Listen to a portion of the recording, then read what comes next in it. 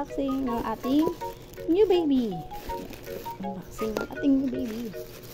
New baby. Ayan, salamat sa rider at dun sa shop na pinag-ilan ko. Ayan. Ayan natin kung naka-bubble wrap ba. Wow! O, diba? Safe na safe. Naka-bubble wrap siya. Tingnan, wow! Ang ganda na pag-bubble wrap. Pero ayos na yan. Kesa naman wala, diba? Ayos na yan.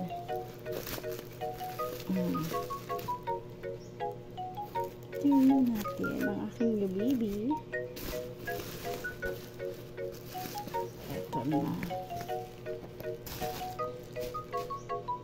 Ito na. Ito na. Let's check. Oops.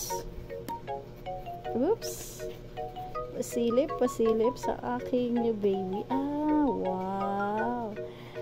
Ayan. Tignan muna tayo sa likod muna. Likod. Ayan. Ito na yung aking new baby.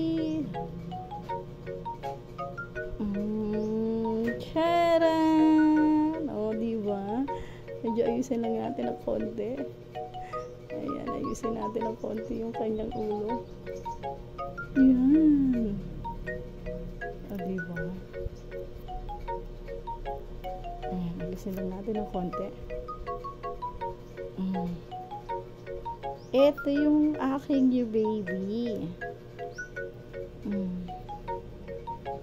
Diba? Ganyan lang pala siya. Parang ang dali-daling lang gumawa, no? Lagyan natin siya dyan. O, tayo mayroon pa siyang ano. Ang cute! No. Ay! Diba? Ang cute niya. Is it so cute? Cute ba siya? Ayan. Ang cute! Parang hindi pantay yung ulo niya. Ayan, bilugin natin para mas maganda. Ayusin natin ang konti. Ayan. Hindi ba? Kasi ito, medyo ayusin natin ang konti.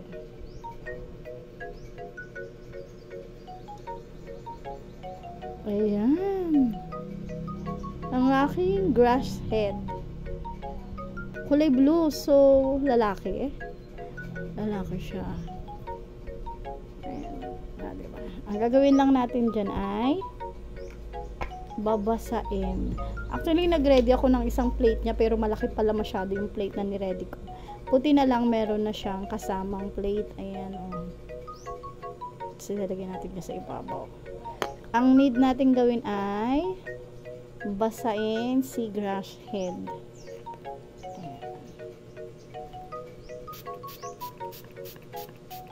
Ayan, basain lang natin siya.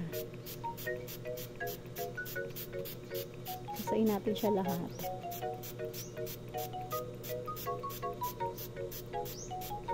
Yung iba nga yung iba pwede rin to. Kasi kailangan mabasa mo siya lahat.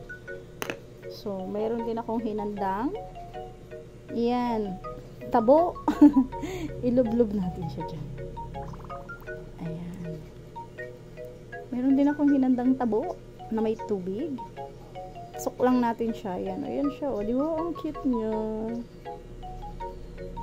Hanggang ma-absorb niyo yung tubig, mabasa siya buong ano. Ayan. Pag basa na siya, ayan, basa na. Tsaka natin siya ilagay dito.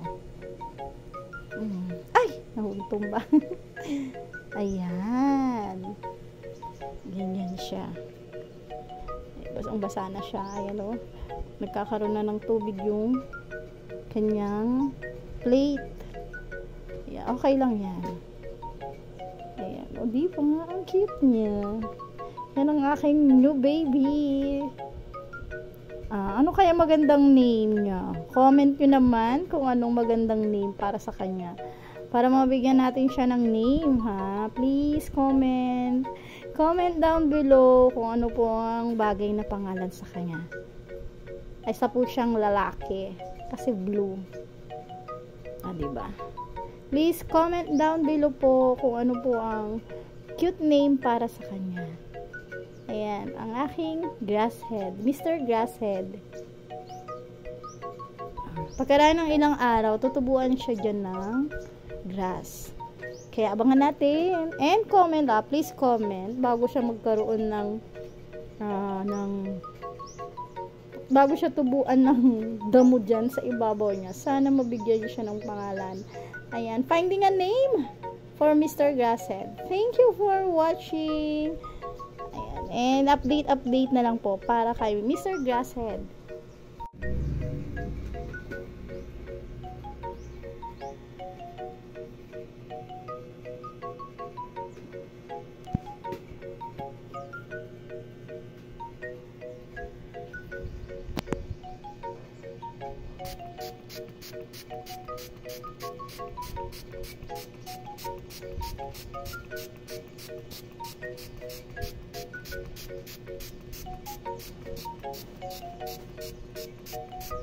Ayan, sana mabigyan niyo siya ng name.